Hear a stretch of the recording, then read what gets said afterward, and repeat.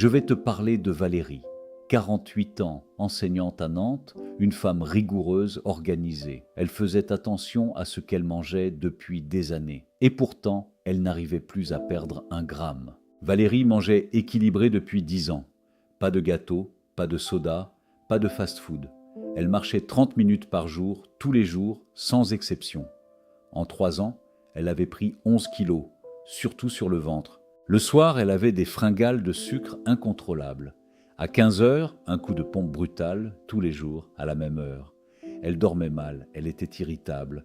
Son médecin lui avait dit « mangez moins, bougez plus ». Elle avait failli pleurer dans le cabinet. Je lui ai prescrit un bilan que son médecin n'avait jamais fait. Glycémie à jeun, 1,08 g/L dans les normes, donc normal, mais insuline à jeun, 18 UI/ml, 2 fois trop haute. Et l'index OMA-IR, qui mesure la résistance à l'insuline, à 4,3.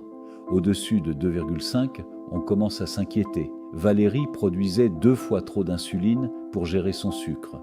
Son pancréas s'épuisait, en silence, depuis des années. Elle n'était pas diabétique, mais dans 5 à 10 ans, elle l'aurait été. Pas de régime pour Valérie, pas question, mais une chose a changé en profondeur, l'ordre et la composition des repas. 1. Fini les glucides seuls, riz blanc, pain blanc, pâtes, toujours accompagnés de protéines et de légumes. Toujours. 2. Le petit déjeuner revu entièrement. Protéines le matin, pas de céréales sucrées, même bio. 3. La fringale de 15 heures, une poignée d'amandes et pas autre chose. Le gras des amandes ralentit l'absorption du sucre. 4. Marcher 10 minutes après chaque repas principal. Pas pour brûler des calories, pour faire baisser l'insuline naturellement. 3 mois plus tard, son OMA-IR était redescendu à 1,8 dans les normes. Son insuline à jeun, 7 UI/ml. Parfaite.